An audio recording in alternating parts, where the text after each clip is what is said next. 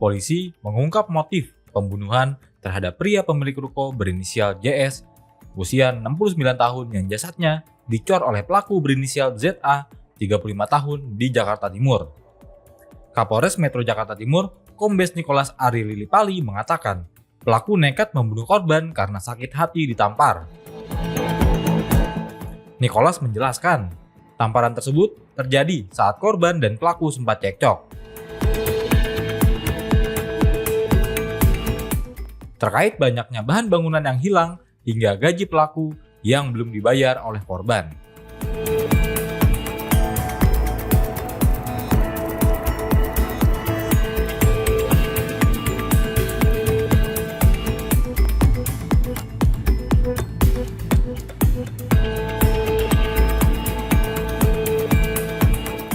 Korban melakukan itu karena geram kepada pelaku yang kerap meminta gajinya yang belum dibayarkan.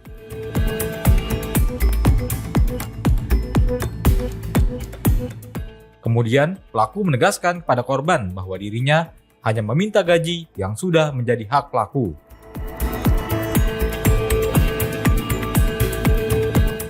Namun, korban tetap memukul pelaku menggunakan tangan kanannya.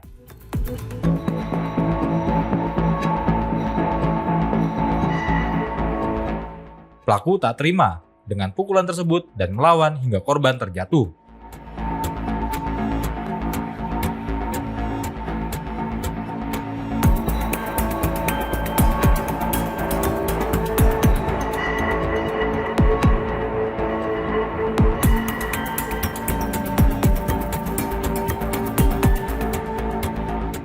Setelah terjatuh, pelaku mengambil batu hebel dan memukul ke arah muka serta kepala korban.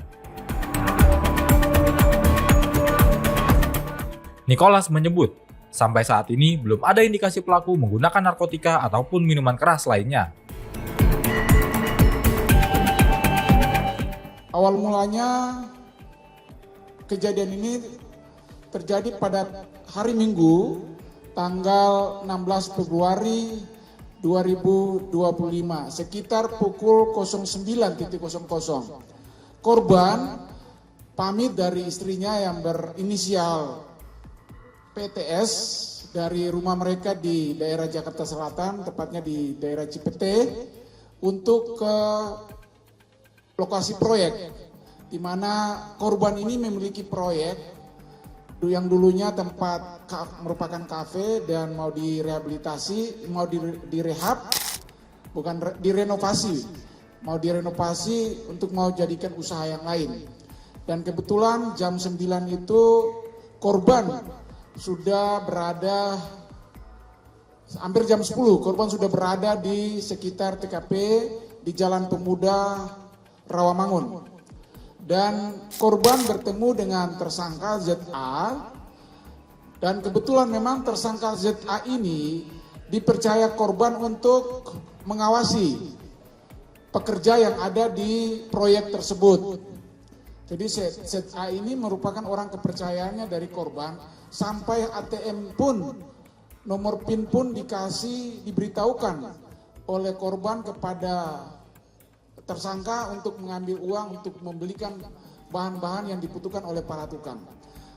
Sesampainya korban di TKP, korban berbincang-bincang dengan tersangka, kenapa para karyawan, pekerja kuli yang ada di situ mereka mogok kerja.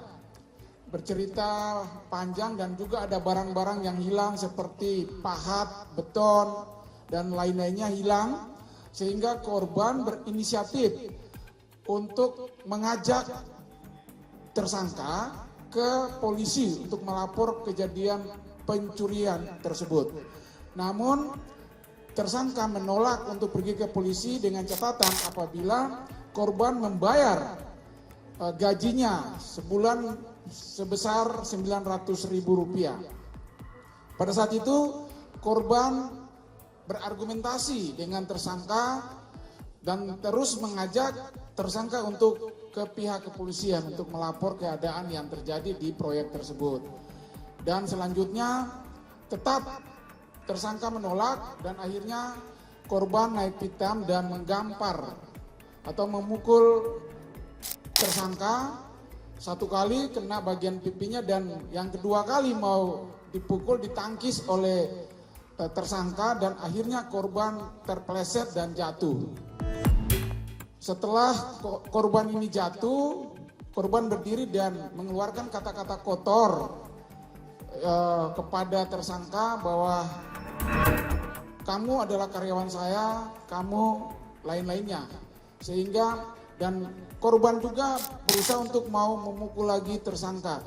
Dan tersangka berusaha untuk menghindar dari korban dan akhirnya terjadi dorongan oleh tersangka dan yang menyebabkan korban terjatuh.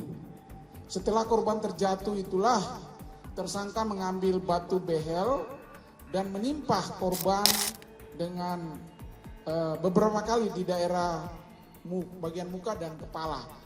Nah, disitulah yang mengakibatkan korban tidak bergerak dari tanggal 16 sekitar jam 10 pagi. Kejadiannya itu tepatnya sekitar jam 10 pagi. Selanjutnya karena korban tidak bergerak, tersangka membiarkan korban dan melakukan aktivitasnya layaknya kuli bangunan dan mengawasi proyek di situ. Mereka berdua sendirian di situ. Selanjutnya sekitar sore hari, tersangka mengecek lagi keberadaan korban apakah masih bernyawa atau tidak. Dan selanjutnya dicek oleh tersangka bahwa korban sudah tidak lagi bernyawa. Dan masih korban membiarkan tersangka di TKP.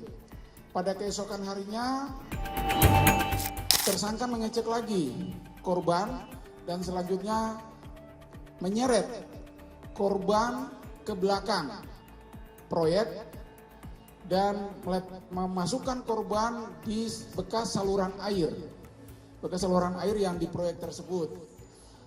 Dan tanggal 18, besok harinya lagi tanggal 18 Februari, korban mau ngecek lagi dan selanjutnya karena sudah 2 hari korban meninggal dunia, tersangka akhirnya melihat ada lalat yang sudah mulai mengerubungi korban. Selanjutnya tersangka menutup korban dengan pasir dan membuat cor, adukan semen dan selanjutnya mengecor korban.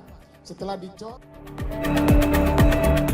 turut diketahui bahwa polisi menangkap ZA di kawasan Cipete, Jakarta Selatan pada Rabu 26 Februari 2025 sore. Sementara jenazah korban ditemukan di saluran air belakang ruko, kawasan Pulau Gadung, Jakarta Timur, usai hilang selama sepekan. Dan laboratorium forensik Rumah Sakit Polri Kramat Jati untuk kemudian dilakukan autopsi.